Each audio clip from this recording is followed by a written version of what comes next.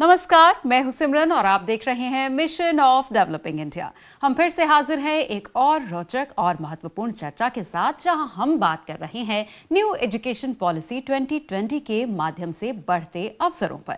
पिछले एपिसोड में हमने समझा कि कैसे न्यू एजुकेशन पॉलिसी 2020 शिक्षा के नए आयाम खोल रहा है, और आज हम इसी चर्चा को आगे बढ़ाते हुए कुछ और गहरे पहलुओं पर बात करेंगे। और हमारे साथ हैं सुनील जी और संजय जी। सुनील सर, संजय सर, आपका बहुत बहुत स्वागत है। नमस्कार जी।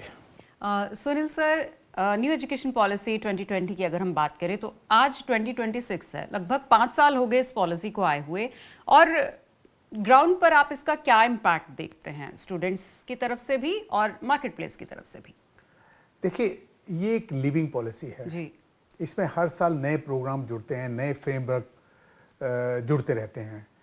सबसे बड़ा बदलाव, मैं कहूँगा बदलाव आने शुरू हो गए हैं। जैसे एनसीईआरटी की अगर हम टेक्स्ट बुक की बात करें तो अप्रैल 24 में ही क्लास 3 और मई 24 में क्लास 6 के लिए आई, जिसमें कि उसमें बेसिक कोडिंग, इंडियन हेरिटेज और एक्टिविटी बेस्ड लर्निंग शामिल की गई। तो बहुत बड़ी बात है। बोर्ड एग्जाम साल में 2 बार होने लगा कि ये जो पॉलिसी बनी, जैसा प्रोफेसर साहब ने बताया था, बहुत बड़ी बात कि बहुत सारे हमने लोगों से राय मांगी थी, आप क्या कहना चाहते हो, कैसी पॉलिसी हो, और बहुत से सुझाव आए थे, उन सबको इनकॉर्पोरेट करके बनाया गया। लेकिन फिर भी सरकार 2030 और 2040 में फिर कंप्रिहेंसिव रिव्यू करेगी और देखेगी कि कहाँ कैसे इसमें चेंजेस करने हैं, क्योंकि ये मैराथन है बहुत बड़ी, और मैं बोलूँगा ये पहला पड़ाव है और मंजिल अभी दूर है।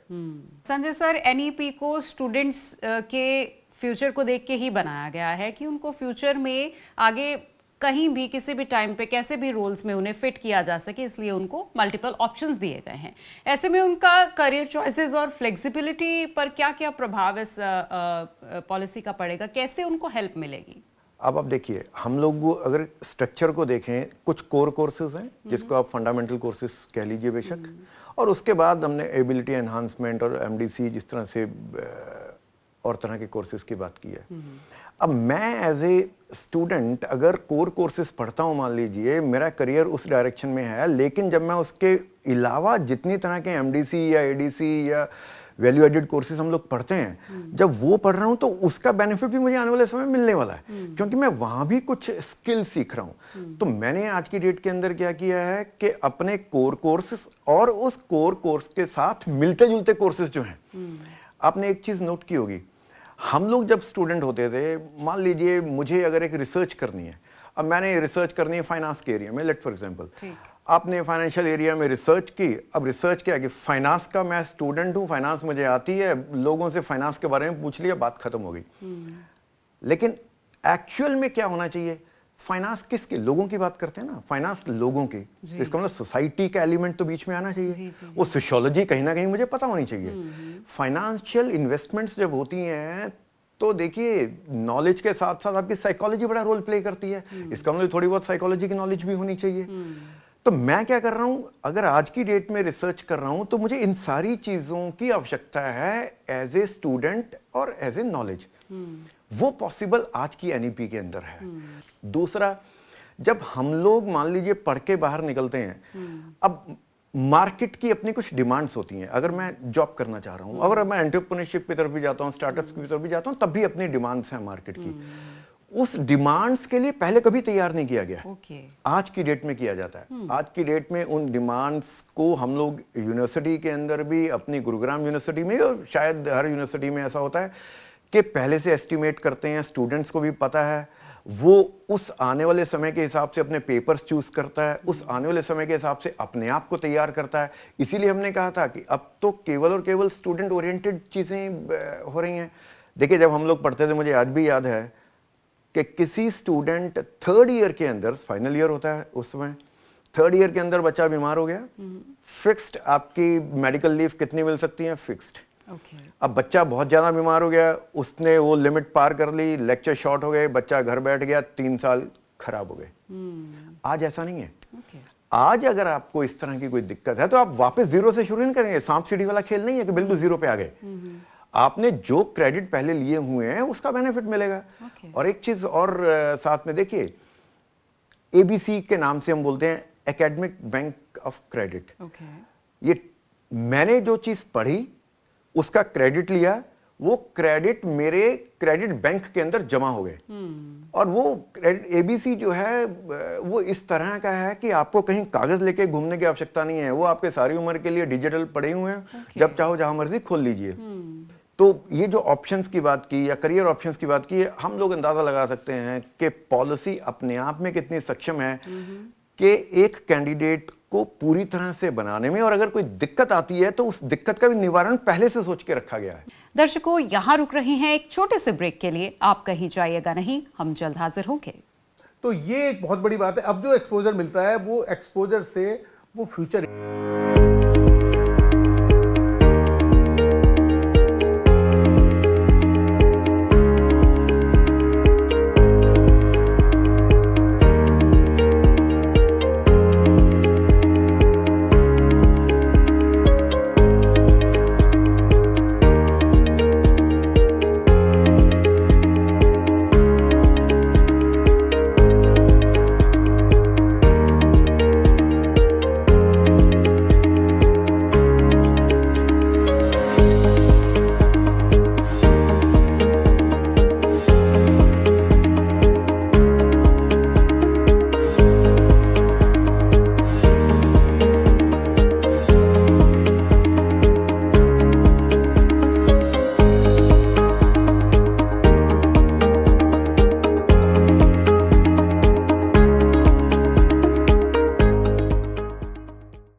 विमेन एंटरप्रेन्योर्स के लिए एक स्ट्रॉन्ग सपोर्ट। अपना बिजनेस बढ़ाइए यूको एमएसएमई नारी सम्मान के साथ। यूको स्टार्टअप स्कीम से पाइए इजी फंडिंग, क्विक अप्रूवल्स और ग्रोथ गारंटीड। यंग एंटरप्रेन्योर्स के लिए एक नया boost. Empower your ideas and grow with UCO bank युवा शक्ति। यूको अभिनंदन के साथ करें स्मार्ट स्विच, पाएं बेटर इंटरेस्ट रेट्स और फ्लेक्सिबल रीपेमेंट। कॉन्ट्रैक्टर्स के लिए reliable partner. UCO contractor scheme देगा आपको वर्किंग कैपिटल और प्रोजेक्ट सपोर्ट दोनों एक साथ।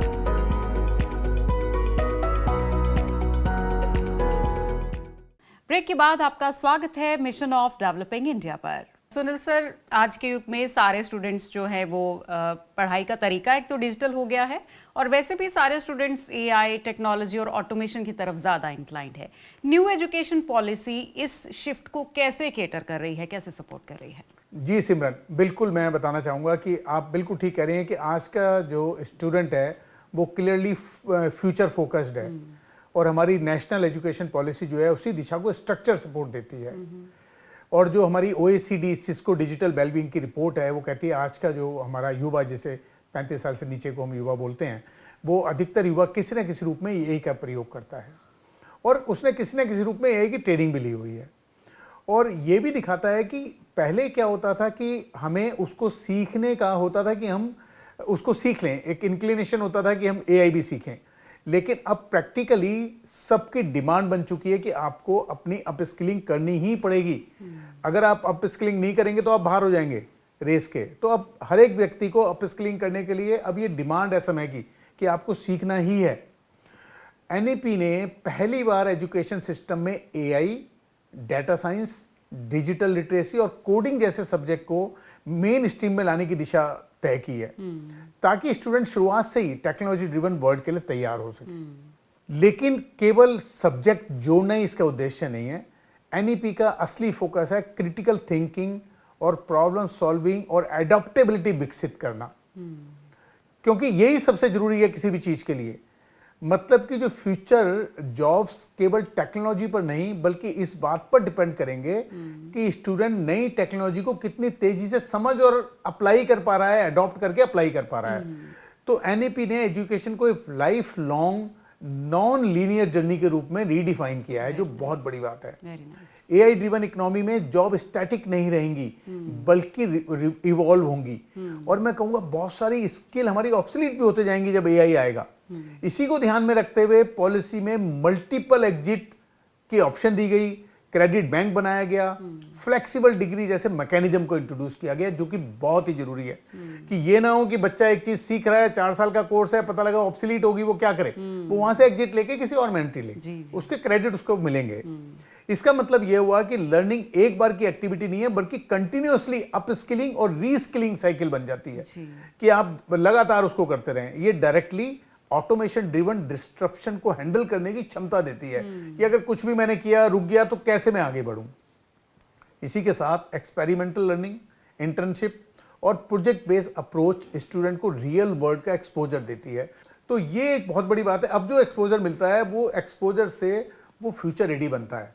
संजय सर, आपने कहा था कि एनईपी को ऐसे डिज़ाइन किया गया है कि स्टूडेंट्स अब जॉब सीकर नहीं बल्कि जॉब क्रिएटर्स बने, तो क्या वाकई आने वाले टाइम में आपको लगता है कि ऐसा होगा?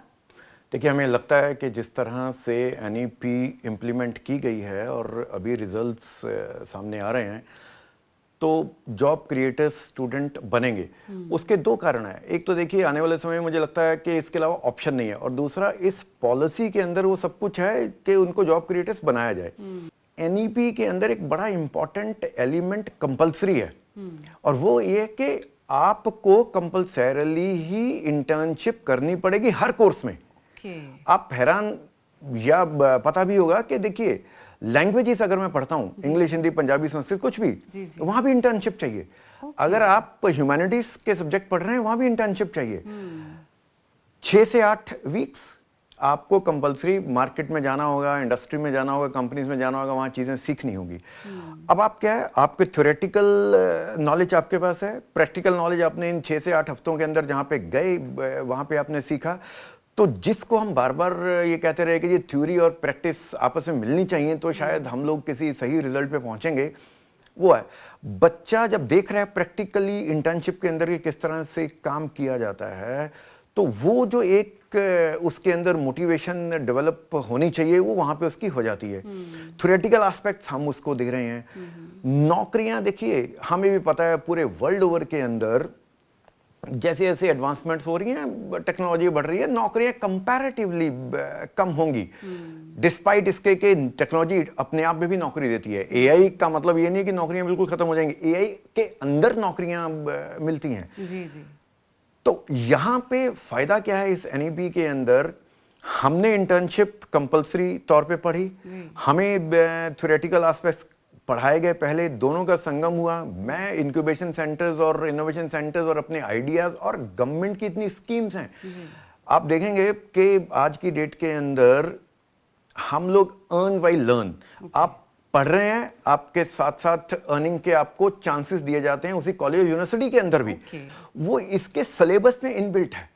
तो आपको सिलेबस के हिसाब से ही हम लोग इंटर्नशिप भी मान लीजिए कर रहे हैं, अपने इंटरेस्ट के हिसाब से इंटर्नशिप हम लोग कर रहे हैं।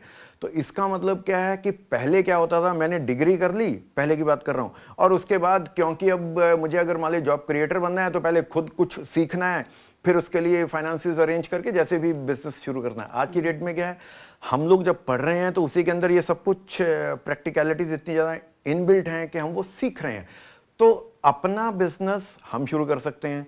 मार्केट में कंपटीशन कैसा है वो हमें आज की डेट में पता होता है। नॉलेज कंपोनेंट एनईपी के अंदर इस तरह का है, अर्थात मैं एज ए जॉब क्रिएटर बनने के चांसेस कहीं ज़्यादा हैं इस एनईपी के अंदर जो 2020 के अंदर है। दर्शकों, यहाँ रुक रहे हैं एक छोटे से ब्रेक के लिए, आप कहीं जाइएगा नहीं, हम जल्द हाजिर होंगे। अगर कुछ फैसिलिटीज मेरे पास हैं, कुछ किसी दूसरे के पास हैं, हम आपस में कोलैबोरेट कर जाएं, तो शायद दोनों को फायदा होगा।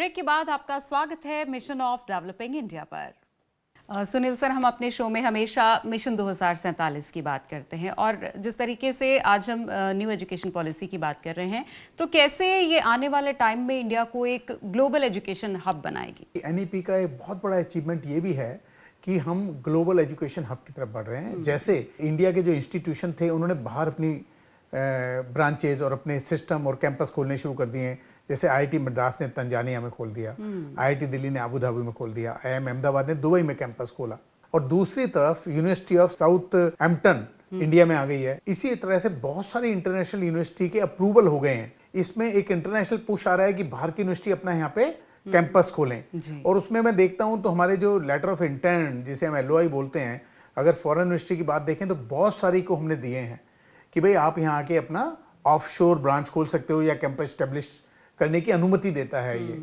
अगर हम देखें तो 5 बड़ी यूनिवर्सिटी जो कि यूके, US, ऑस्ट्रेलिया और इटली से हैं, और वो सभी की सभी को हमने LOI दे दिया है।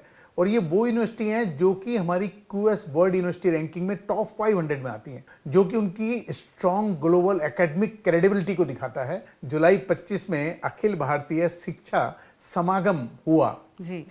2025 में जो हमारे माननीय एजुकेशन मिनिस्टर हैं धर्मेंद्र प्रधान जी, उन्होंने 4000 करोड़ के नए इंफ्रास्ट्रक्चर प्रोजेक्ट लॉन्च किए IITs, NITs, केंद्रीय और नवोदय विद्यालय के लिए। पहले इंडिया के बच्चे जब बाहर पढ़ने जाते थे, अब बाहर से बच्चे इंडिया में पढ़ने आ रहे हैं। तो जो पहले विश्व करी गुरु होता था हिंदुस्तान, जब हम बोलते थे हमारे यहाँ बहुत सारे गुरुकुल थे और बहुत सारी बड़ी यूनिवर्सिटी थी, ग्रेट यूनिवर्सिटीज़, जिसमें पूरे वर्ल्ड से बच्चे पढ़ने आते थे। दोबारा हम उस दिशा में चल पड़े हैं कि पूरे ग्लोब से बच्चे इंडिया में आए और पढ़ें। और जो कोर्सेज इनिशियली ऑफर किए जाएंगे उन सब में, उनमें बहुत सारे बड़े इंपॉर्टेंट कोर्स जैसे business, economics, computer science, public health, data science और डिज़ाइन, ये सारे कोर्स इंक्लूड करे गए हैं। और ये वही डोमेन है जो इंडिया के फ्यूचर ग्रोथ ड्राइवर हैं, जो विकसित भारत के लिए स्किल्ड वर्कफोर्स तैयार करने में की रोल निभाएंगे। समय के साथ ये यूनिवर्सिटी अपने कोर्स ऑफरिंग को और एक्सपेंड भी करेंगी, जिससे पूरा एजुकेशन इकोसिस्टम और मैच्योर और डाइवर्सिफाई होगा। ओवरऑल अगर मैं बोलूं तो यह कदम सिर्फ एजुकेशन रिफॉर्म नहीं है, यह इंडिया को एक ग्लोबल नॉलेज हब बनाने की दिशा में एक स्ट्रैटेजिक मूव है, जहां इंडिया सिर्फ टैलेंट एक्सपोर्ट ही नहीं करेगा बल्कि ग्लोबल टैलेंट को अट्रैक्ट भी करेगा। हम ये पाते थे कि जो हमने पढ़ा और जो हम प्रैक्टिकल लाइफ में कर रहे हैं, जॉब में या अपना बिजनेस शुरू करके या अपनी प्रैक्टिस शुरू करके, वो कहीं पे भी हमें लगता था रिलेट नहीं करता। मतलब उसमें से कुछ भी रिलेट नहीं करता। कई बार हम सोचते थे ऐसा कैसे हो रहा है कि हमने पढ़ा सब कुछ लेकिन वो तो रिलेट ही नहीं कर रहा हमारे प्रैक्टिकली जब हम बिजनेस करने निकलते हैं या जॉब करने निकलते हैं। तो ये एक बहुत बड़ा बदलाव आया कि भाई अब जो कुछ हम हमारा करिकुलम में है, जो भी कुछ हमारा सिलेबस में है और जो मैं पढ़ना चाहता हूं वो सब कुछ रिलेट करेगा। आज हमारे करिकुलम में बच्चों को 6ठी 8वीं उन बच्चों को हमने कोडिंग और शुरू की है, जो कि पहले जब बच्चा ग्रेजुएट हो जाता था उसके बाद सोचता था मैं क्या करूंगा। तो ये इतना बड़ा मूलभूत परिवर्तन है जिससे कि हमारा देश विकसित भारत की दिशा में, एजुकेटेड भारत होगा, वही विकसित भारत हुआ। संजय सर, आपको ऑलमोस्ट 35 इयर्स का टीचिंग का एक्सपीरियंस है एकेडमिक्स में, वो भी हायर एजुकेशन का, और गुरुग्राम यूनिवर्सिटी के आप प्रेजेंटली वाइस चांसलर हैं।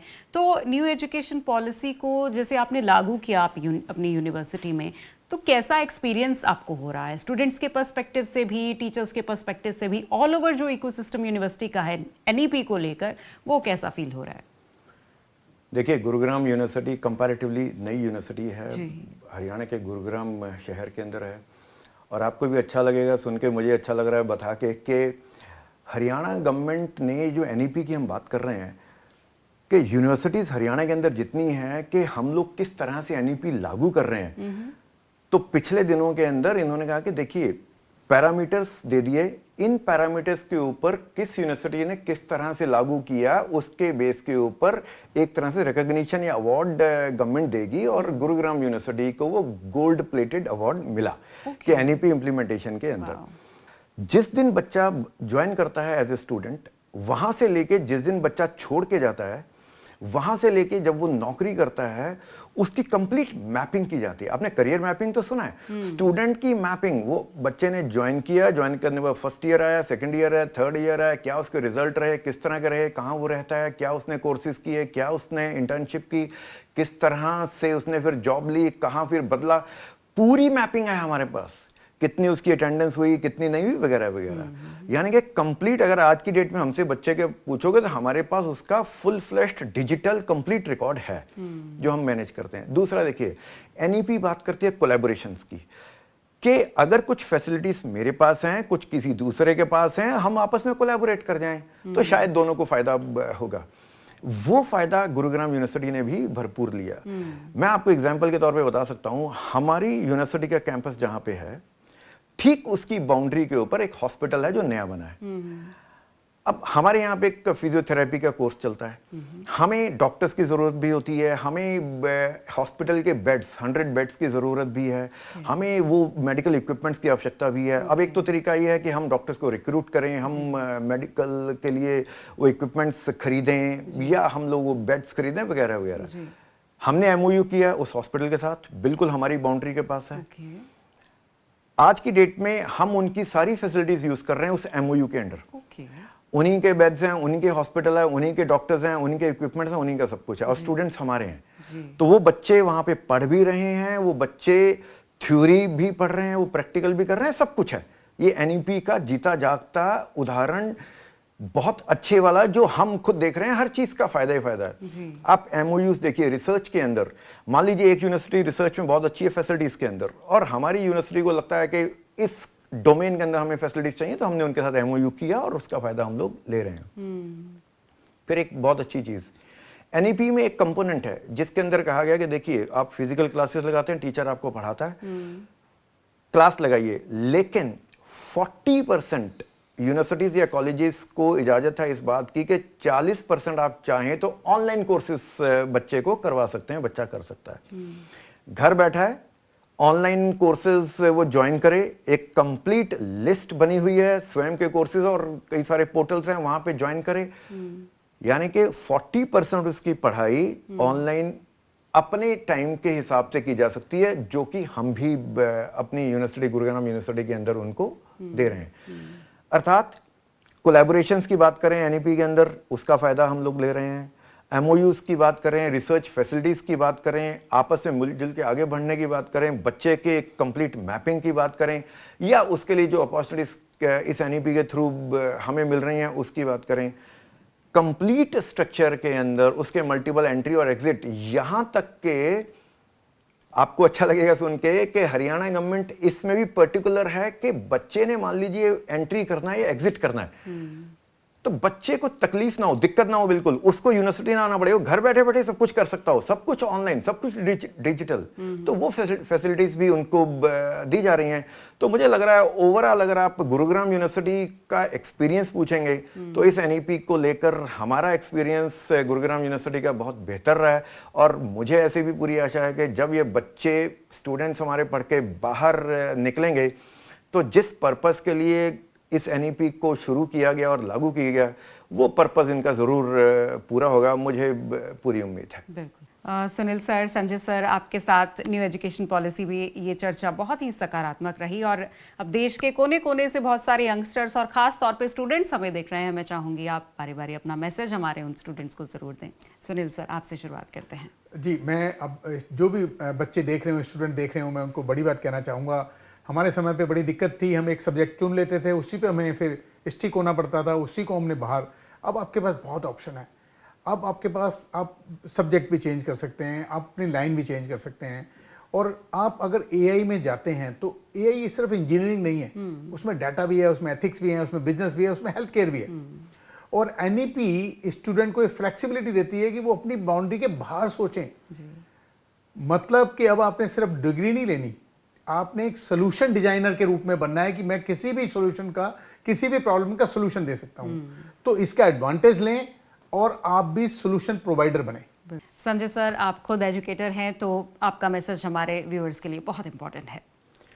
देखिए, मुझे लगता है कि एनईपी के अंदर जैसे शुरुआत में हमने कहा था कि स्टूडेंट ओरिएंटेड पॉलिसी है, तो बच्चों को जितनी फ्लेक्सिबिलिटी दी गई है स्टूडेंट्स को, उनको उसका फ़ायदा लेना चाहिए। अगर उनको ये ऑप्शन है कि वो अपने पसंदीदा सब्जेक्ट पढ़ें, तो उनको उसको पढ़ने में एक्सेल होना चाहिए, उनको निपुणता उसके अंदर हासिल करनी चाहिए। और ये कंपटीशन का ज़माना है। एक एवरेज अगर मैं पढ़ाई करके ये सोचूं कि मैं बहुत ऊपर चला जाऊंगा, शायद आज की डेट में पॉसिबल नहीं है। तो बेहतरीन पढ़िए, उसकी प्रैक्टिकलिटीज़ को समझिए और उस प्रैक्टिकलिटीज़ को हकीकत में पढ़ते हुए ही जिया जाना चाहिए, और ताकि जब आप एक्चुअल में बिजनेस वर्ल्ड के अंदर जाएं या खुद अपना बिजनेस शुरू करें, तो वहाँ पे आपकी पढ़ाई जो है वो आपके काम आनी चाहिए, ना कि थ्योरी कुछ और अब बाद में हमें ये लगे कि प्रैक्टिस कुछ और। तो उस प्रैक्टिस को पढ़ते पढ़ते इस NEP के अंदर पूरा प्रावधान है कि हम लोग अपना सकें। तो बच्चों को मैं कहना चाहूँगा कि इस चीज़ को, प्रैक्टिकलिटी को अपनी थ्योरी पढ़ते पढ़ते ज़रूर अपनाएं और अपनी लाइफ के अंदर एक्सेल करें। NEP का फ़ायदा तभी हो पाएगा। बिल्कुल।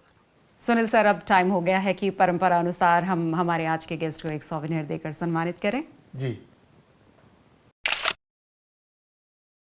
तो हमारे आज के टॉपिक पर यानी कि न्यू एजुकेशन पॉलिसी पर हमने चर्चा की, जो कि बहुत ज़्यादा इम्पॉर्टेंट थी, और इस चर्चा में शामिल होने के लिए सुनील सर आपका और संजय सर आपका तहे दिल से बहुत बहुत धन्यवाद। जी धन्यवाद। और न्यू एजुकेशन पॉलिसी 2020 सिर्फ एक नीति नहीं बल्कि भारत के भविष्य की मजबूत नींव है। ये वो परिवर्तन है जो हमारे युवाओं को सिर्फ नौकरी के लिए नहीं बल्कि नए अवसर रचने के लिए तैयार कर रहा है। स्किल्स, इनोवेशन और ग्लोबल सोच के साथ न्यू एजुकेशन पॉलिसी 2020 भारत को बना रहा है एक नॉलेज सुपर पावर। और आज की शिक्षा कल का भारत तय करती है, और न्यू एजुकेशन पॉलिसी 2020 उस कल को और भी रोशन बना रही है।